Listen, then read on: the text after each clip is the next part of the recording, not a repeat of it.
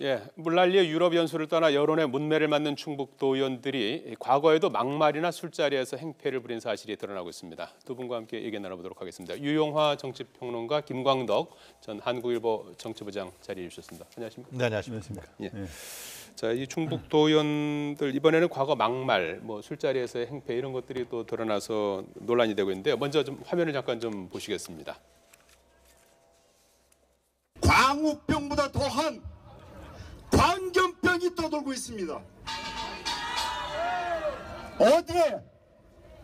대한민국 국회, 대한민국 언론에, 대한민국 법조계에 이 미친 광견병들이 떠돌고 있습니다. 사람의 위해를 가하는 미친 개들은 사살해야 됩니다.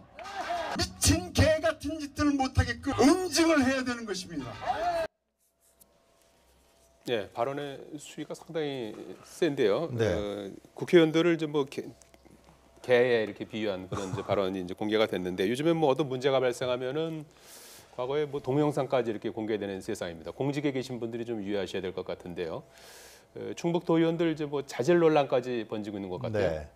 이 지방의원들의 이 외유성 해외 연수는 이번만이 문제가 된 게 아니고요. 예. 이전에도 계속해서 이 문제가 됐었습니다. 가서 호화성 해외 연수다. 자기네들 개인 돈 내고 가는 게 아니에요. 그 지방도의원 예산 갖고 가는 거거든요. 어디 시찰한다 그러는데 시찰 내용을 보면은 그것은 사실상 밤에나 다른 데는 다른 일을 한다. 정시로 공부하는 게 아니라 견학하는 그런 얘기들이 많았기 때문에 이 지방 의원들의 해외 연수, 외유성 해외 연수는 이건 근절돼야 될 성질인데요. 예. 제가 봤을 때 이거는 이제 없어져야 된다고 봅니다.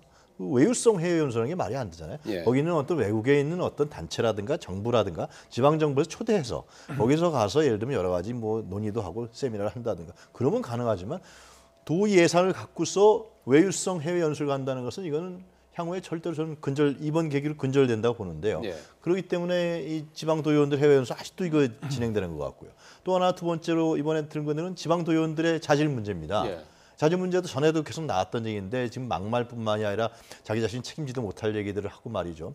이 도덕성이나 이런 부분들이 계속 문제가 되는데 이것은 결국 공천에 관련된 문제가 있습니다. 이제 내년이면 지방의원들 공천이 예. 들어오는데 공천이 정확하게 검증되고 아니면 당원들의 경선에 의해서 이루어진 게 아니라 그 지역위원장, 국회의원들에게 잘 보이면 지방의원들 공천받는다는 것이 이미 정치권에서는 아주 상례예요. 이런 부분들이 결국은 이런 사태까지 몰고 오는 것이 아니냐 그런 생각이 듭니다. 예.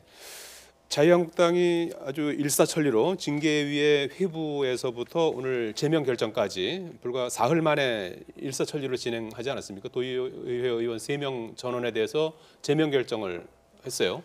적절했다고 보십니까? 저는 제명 결정은 적절했을 뿐만 아니라 당연히 그렇게 했어야 된다고 생각합니다. 왜냐하면 이번에는 단순히 해외 연수 정도의 문제가 아니라 물난리가 16일 날 났는데 그 났는데도 불구하고 18일 날 출발을 했어요. 예. 그렇기 때문에 그 물난리가 났으면 그거를 자원봉사를 하고 그 다음에 대책을 마련하고 같이 아픔을 같이 하고 이런 걸 해야 되는데 그걸 대변해야 될 이 지방 의원들이 외국에 나가서 소위 외유성 나갔다는 게 문제고 이렇게 심각합니다. 그리고 지금 현재 아까도 말했지만 이 사람들이 이분들이라고 하기도 좀 그런데 예. 이분들이 그동안 한 말들을 보면 아까 소개를 다 못해서 그러는데 이제 아까 말했지만은 김학철 의원 같은 경우는 국민이 레밍 같다 그래서 레밍이라는 게 뭡니까?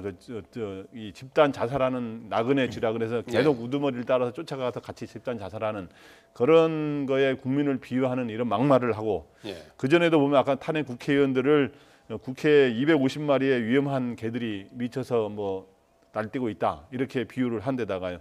그다음에 박한범 지방의원 같은 경우는 술자리에서 공무원한테 술병을 던진 적이 있고요. 예. 그다음 박봉순 의원 같은 경우는 이제 음주운전에 적발된 적이 있고, 예. 그다음에 이번에 민주당의 의원은 한 명 갔는데 4명 중에 이분 같은 경우는 내년에 이제 음성군수 후보 나오는데 이분은 무슨 다른 문제가 된 건 아니지만 재산이 그 도의원 중에 최대더라고요. 66억. 그래서 어쨌든 그런데 그렇기 때문에 당연한 조치를 취한 것이고 이 당의 이러한 조치뿐만 아니라 이제 실제로 이제 당에서 주시기 때문에 공천을 안 주겠다는 뜻이거든요. 앞으로 공천을 주지 말아야 될 뿐만 아니라 이런 배신의 정치를 한 사람들에 대해서는 이게 진짜 배신의 정치인데 예. 국민들이 선거에서 심판을 통해서 당선되지 못하도록 예. 하는 거를 해야 된다고 생각합니다. 예, 민주당도 다음 주 25일에 충북 도당 윤리심판위원회를 열기로 했는데요. 한국당 자유한국당 조치에 영향을 받지 않을까요? 근데 처음에는 뭐 좀 얘기가 쏙 들어갔습니다만 예. 처음에는 공개 사과한 사람은 좀 정상에 참작되는 거 아니냐 예. 그런 얘기 당내에서 있었는데 아마 그 얘기 쏙 들어간 것 같고요. 실제로 내년에 지방선거가 있고 충청도 아닙니까? 예. 그런 측면에 봤을 때는 집권 여당으로 봤을 때 아주 예민하고 민감한 지역이기 때문에 아마 또 한국당에서 발빠르게 강경한 조치를 내렸기 때문에 민주당도 그렇게 하지 않을까 생각이 드는데요. 이 레밍이라고 얘기한 거는 정말 자기를 뽑아준 사람이 누굽니까? 국민이에요. 예. 그리고 도의원은 그 지역 주민의 지역 주민을 대표하는 사람이거든요. 예. 그 대표성을 갖고서 너 일 잘해라. 가서 도 행정이라든가 그런 거 잘 감시하고 올바르게 예산이 쓰이게 해라라는 걸 해서 뽑아줬는데 그 뽑아준 사람들 보고 이런 말도 안 되는 막말을 한다는 자체가 저는 이 사람들 더 강경한 조치가 나와야 된다. 그러니까 스스로 예. 이 도의원들 사퇴해야 되는 거 아닙니까? 전 그런 근데 얘기까지도 국민 여론이 나올 지금 거라고 복구 현장에 보여져요. 가서 예. 복구 작업을 좀 돕고 했는데요. 저건 좀 어떻게 좀 평가하십니까? 글쎄요, 그 물난리가 났는데 불구하고 그 외유성 해외 연수를 떠난 거 아닙니까? 예. 그런데 이제 와서 비난이 되고 이제 안 걸릴 줄 알았겠죠. 이 사람들 생각에는 싹 갔다 오면 되겠다 생각하겠죠. 근데 딱 적발이 되니까 와서 이제 저거 한다는데 저걸 국민들이 그 지역 주민들이 어떻게 받아들이겠습니까? 당의 징계뿐만 아니라 스스로 이 사람들은 자기 자신이 과연 도의원으로서 자질과 자격이 있는지 한번 되새겨봐야 된다 생각이 저도 들어요. 저도 예. 공감인데 제명이라는 건 당적에서 제명당하는 거 아닙니까? 예. 그러니까 저는 사실은 저분들 같은 경우는 의원직 사퇴를 해야 될 그런 상황입니다. 제가 보기에. 그리고 국민들을 이렇게 레밍에 비유하는 거는 자기를 뽑아준 사람은 그렇게 하는 건 진짜 예. 자기 얼굴에 침 뱉기기도 하고요. 예. 그래서 이런데 근데 지방의원들을 제가 다 무시하는 건 아닙니다만 지방의원들 중에도 굉장히 헌신적이고 봉사활동을 잘하고 하는 사람들이 있어요. 그래서 풀뿌리 민주주의 아닙니까? 예, 그래서 풀뿌리 민주주의인데 예. 앞으로 지방의원이나 국회의원이나 이제 한번 우리들의 의원의 이 어떤 건지를 한번 되돌아보는 자리가 돼야 되는데 예. 이 지방의원들 특히 진짜 봉사하고 원래 무보수로 원래 출발한 거잖아요. 예. 무보수 명예직인데 진짜 봉사하고 대변하는 그런 역할을 해야지 이것도 권력이라 권력을 누리는 이러한 자리로 생각하는 그런 의식 때문에 이렇게 되는데 앞으로 진짜 지방의원들 이제 좀 그런 사람들 각성할 수 있도록 유권자들이 제대로 하고 하여튼 훌륭하게 잘 하고 있는 사람들은 계속 잘할 수 있도록 그렇게 했으면 좋겠습니다. 예. 자, 그동안 그 청와대에서 전 정권에서 만들었던 문건을 여러 차례 공개해 왔는데요. 야당의 반발이 만만치가 않습니다. 먼저 좀 들어보시겠습니다. 저희 자유한국당이 박근혜 정부를 무조건 비호하겠다는 것은 결코 아닙니다. 마치 범죄 문서를 발견한 것처럼 호들갑을 떨고 청와대 대변인이 생중계 브리핑 형태로 발표를 하고 그 사본을 검찰에 넘긴 것은 그 어떤 정부에서도 하지 않은 비정상적 행위이며 즉각 중단되어야 할 불법적 행태인 것입니다. 박근혜 정부가 잘못한 일이 많습니다. 하지만 박근혜 정부도 대한민국의 정부였습니다. 지금 문재인 정부도 대한민국의 정부입니다.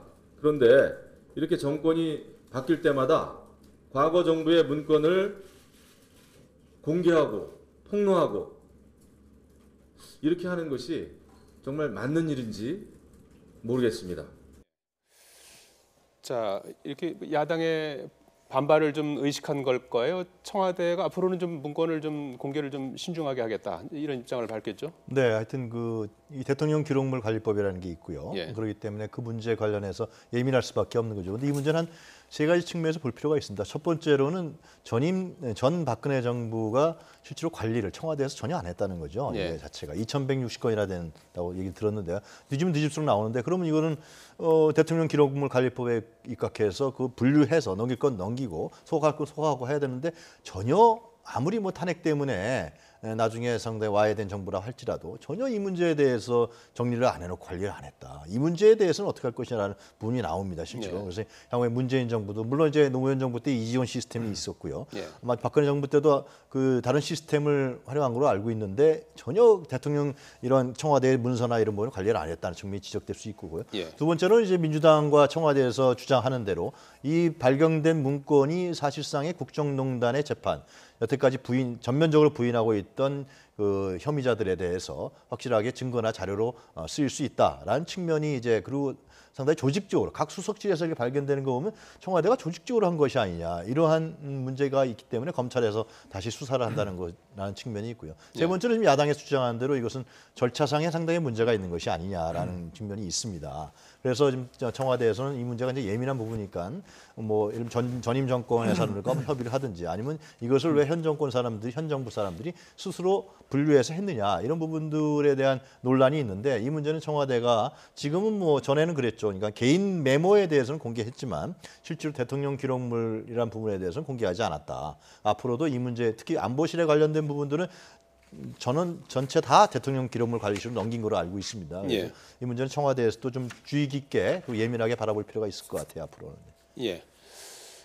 제가 보기에는 그러니까 여기에 이러한 문서를 네. 이렇게 봐야 될 것 같아요. 이거를 자꾸 새 정권이 들어서면 과거 정권하고 차별화하기 위해서 이 정권의 문서로 바라보는 시각 이런 거를 좀 이제 서로 지향할 필요가 있는 것 같습니다. 이거는 국가의 문서이고 그리고 정부의 문서이거든요. 일관 영속적인 우리나라 국가라는 게 있지 않습니까? 그런데 그런 측면에서 볼 때 두 가지 잘못을 거론할 수밖에 없는데 박근혜 정권이 여기에 불법적인 내용들이 좀 일부 들어가 있어요. 예. 불법적인 내용들을 논의하고 이런 거를 문건으로 만들었다. 예를 들어서 보수단체 지원이라든가 그다음에 카톡에 무슨 뭐 좌파 뭐 이런 거를 좀 이런 거를 편향으로 가지 않도록 해야 된다든가 여러 가지 이런 그다음에 삼성에 대한 지원이라든가 이런 불법적일 수 있는 이런 내용들이 들어가 있는 이런 거를 논의도 하지 말고 만들지 말아야 되는 것이고 예. 또한 이거를 발견한 이 정부는 이런 식으로 바로 공개하고 이게 지금 역대 어느 정부가 들어갔을 때 다 과거 정권의 문서들이 일부 남아 있었다고 제가 취재해 보니까 그러더라고요. 근데 예. 한 번도 공개한 적이 없었거든요. 그래서 예. 이런 거는 불법 행위에 대해서는 검찰이 엄중한 수사를 하도록 여러 조치를 취하되 이런 거를 일일이 공개하고 하는 거는 우상호 전 원내대표도 그런 표현을 썼는데 여론 몰이식으로 공개하는 건 바람직하지 않은 것 같다. 이런 얘기했는데 예. 저는 그 말에 공감합니다. 일각에서 그런 얘기도 하더라고요. 박근혜 정부가 서면 보고를 많이 했다는 거 아닙니까? 그래서 이렇게 문건을 유난히 좀 많이 만든 게 아니냐. 근데 이제 2000여 건이 이게 예. 그런 얘기도 있는 거죠. 이걸 어떻게 해서 이 많은 문건이 남아 있었느냐. 예. 과연 그러면은 누가 일부러 그것을 이런 증거라든가 이런 것을 차기 정권에 넘기기 위해서 남긴 것이냐. 예. 아니면 진짜 각 수석실에서 관리를 제대로 안 해서 그냥 짐 싸갖고 빨리 가느라고 바빠서 그런 것이냐라는 이제 두 가지 논란이 있는데 근데 예. 물론 이제 어떤 절차상의 문제는 논쟁이 되고 있습니다만 여기서 나왔던 그 내용들을 보면 좀 어떻게 보면 기가 찬 내용들이 너무 많아요. 예. 실제로. 예. 지금 얘기하신 대로 뭐 보수단체 지원연합, 예. 세월호 특조위에 대한 문제, 또 보수 농객 뭐 프로그램 양성이라든가 뭐 그런 거 보면은 참 이 예. 박근혜 정부의 청와대가 무엇을 했나 좀 그런 건 민낯이 좀 뜨거운 것 같습니다. 예. 자, 증세 논쟁이 지금 불붙고 있습니다. 추미애 대표가 초고소득자, 초대기업에 대한 증세론을 제기한 데 대해서 또 여유 있는 계층에서 고통 분담한다는 차원에서 세금을 좀 내달라고 했는데요. 자, 어떻게 보십니까? 이 증세 논쟁을 이제 정치권에서 먼저 좀 제기를 한 거죠? 네, 지금 현재 그 문재인 정부는 복지를 굉장히 대폭 확대하기로 정책을 정하지 않았습니까? 예. 그렇기 때문에 복지를 확대하는데 그동안은 여러 가지 세금 세출을 절감하는 것만으로는 한계가 있어요. 그렇기 때문에 어느 정도 수입이 보완이 돼야 되고 그렇기 때문에 증세를 하자는 건 어찌 보면 솔직한 어찌 보면 논쟁을 하자는 측면이 있는데 상당히 또 위험 부담이 있습니다. 선거를 내년에 지방선거가 있는데 그렇기 때문에 저는 어느 정도의 증세 복지 확대를 위해서 어느 정도의 증세는 저는 필요하다고 인정을 하고요. 예. 그러나 이런 것들이 여러 가지 선거 앞두고 있기 때문에 정권에 부담이 된다는 측면이 있는데 또 한편으로는 증세를 하는 데 있어서 이게 이제 경제를 다시 살리고 오히려 그런 것들이 예를 들어서 외국 같은 경우는 법인세를 지금 인하하는 추세로 가고 있는데 법인세를 지금 현재 소득 2천억 이상의 초대 기업에 대해서는 법인세율을 22%, 25%로 올리는 거 아닙니까? 예. 이런 것들은 과연 국제적인 이런 흐름에 맞춰서 우리가 같은 경제력을 가질 수 있는가 이런 것까지 종합적으로 잘 고려해서 적절한 범위 내에서의 증세가 이루어지는 게 바람직하다고 생각합니다. 예.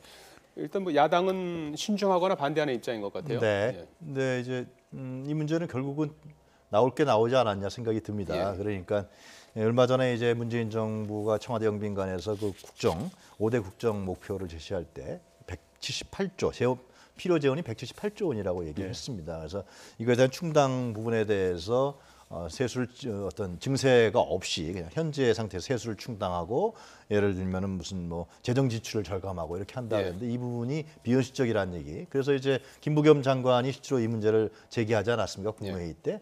그래서 결국은 이 증세 없는 복지라는 건 사실상 허구라는 게 박근혜 정부에서도 증세 없는 복지를 얘기했지만 결국은 나중에 담배세 인상을 했고요. 그다음에 국가 부채가 국가 채무가 198조가 늘어버렸어요. 그래서 이런 부분들은 어차피 얘기가 되고 사회적 합의라든가 국민적 논의에 통해서 논의가 진전돼야 할 사실이 아니냐 그런 생각이 듭니다. 예, 지금 추경이 막판 협상을 이어가고 있는데요. 뭐 이르면 오늘 중에라도 지금 뭐 타결될 수도 있다는 얘기가 앞서서도 저 취재 기자가 전했었는데 중앙직 공무원 증원하는 문제를 놓고 막판에 지금 절충을 이어가는 것 같아요. 이 문제가 그러니까 국민의당하고 좀 얘기가 진행되는 것 같고요. 밀접하게. 반면에 자유한국당하고는 얘기가 안 되는 것 같은데요. 하여튼 그 지금 여당에서 많이 양보를 한 것 같아요. 실제로 80억 삭감에 대해서는 동의를 했고 그 대신에 지난번 국회에서 예산으로 잡혀 있는 예비비 500억. 거기서 이제 예를 들면은 지금 뭐 공무원에 대한 증원이라든가 이런 부분들 하겠다. 인원수도 뭐 2,800명, 2,500명으로 줄여서 하겠다라는 것이니까요. 사실상에 있어서 뭐 오늘 내일 어떻게 본회의가 열릴지 뭐 알 수 없습니다만은 이 문제는 빨리 처리를 해서요. 문재인 정부가 처음 일하겠다는 거 하는 거니까 국회에서 이런 부분들은 좀 지원을 해주는 게 맞다고 봅니다. 자, 그리고 오늘 문재인 대통령 부인 김정숙 여사가 수해 현장을 찾아서 4시간 동안 일손을 보탰습니다. 대통령 부인이 수해 현장에 찾아가서 복구 작업에 직접 나선 건 처음이라고 그래요? 네, 그렇습니다. 역대 대통령의 부인들이 이런 현장에 가서 뭐 음료수라든가 이런 가서 격려를 하거나 위로를 한 적은 있습니다만은 직접 이렇게 수해 현장에서 복구 활동을 한 거는 처음이라 그럽니다. 가서 이제 빨래도 하고 그다음에 여러 가지 가재 도구들 정리하고 이런 일들을 도와주고 또 음료수하고 또 수박도 전하고 전달하고 이렇게 했는데 어떻든 가서 뭐 형식적으로 가서 뭐 30분 1시간 사진 찍는 게 아니라 4시간 가량 이렇게 했기 때문에 얼마 전에 또 홍준표 대표는 몇 시간 있기는 있었습니다만은 실제 일한 시간은 1시간 하지 않는 논란이 있었습니다만은 어떻든 대통령 부인이 직접 가서 이렇게 봉사활동을 한 거는 저는 좋은 모습이라고 생각합니다. 자, 오늘 나온 갤럽 여론조사를 보면 문재인 대통령 지지율 다소 떨어졌지만 고공행진 계속 이어가고 있어요. 그것은 결국 문재인 대통령과 정부의 기대는 국민들의 개혁에 대한 그 개혁에 대한 기대감이 아닌가 싶습니다. 그리고 상당히 개혁적인 정부로서 개혁 정책을 발표를 했고요.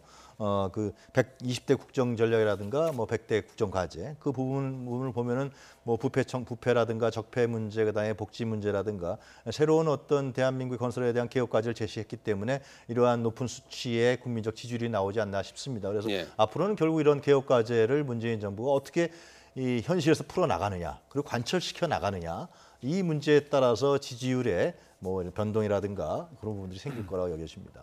소폭 하락한 거는 어떤 원인이라고 봐야 되는 겁니까? 네, 그래서 지금 현재 문 대통령의 갤럽 기준으로 보면 다른 조사는 한 70% 중반으로 이미 나왔었습니다만은 갤럽 기준으로는 80% 전후의 지지율을 보이다가 이번에 74%로 한 주일 사이에 6% 떨어진 거는 좀 그 사이에 다른 때보다는 좀 더 많이 떨어진 겁니다. 그래서 오차 범위를 거의 넘나들 정도 수준으로 떨어졌는데 이 떨어지는 거는 그래도 이제 74%는 굉장히 높은 겁니다. 3분의 2인 66% 이상이면 저는 굉장히 높은 지지율이라 보는데요. 역대 대통령하고 비교하면 여전히 높은 수치라고 거고요. 1, 4분기에 높았던 김영삼, 김대중 대통령이 71%의 지지율을 보였고 김영삼 전 대통령 같은 경우는 2, 3분기에 좀 더 올라서 83%의 지지율을 보인 적이 있어요. 그러나 이제 지금 문 대통령이 지지율 이번 부정적으로 평가한 사람들한테 물어봤어요. 그럼 왜 떨어졌냐 한 거에 대해서는 최저임금 인상이라든가 이런 인사 문제 이런 걸 거론했는데 제가 보기에는 그러나 최저임금 인상에 대해서는 그래도 지지하는 사람이 더 높게 나왔지만 이게 불만을 가진 사람들이 여기에 또 이거로 피해를 입을 수 있다는 이 소상공인이나 자영업자들 일부와 그다음에 이번에 문건 공개한 거에 또 약간 부정적 영향을 미쳤다는 또 정치권의 또 해석도 있습니다. 알겠습니다. 정가 소식 짚어봤습니다. 유용화 YTN 객원 해설위원 김광덕 전 한국일보 정치부장이었습니다. 두 분 고맙습니다.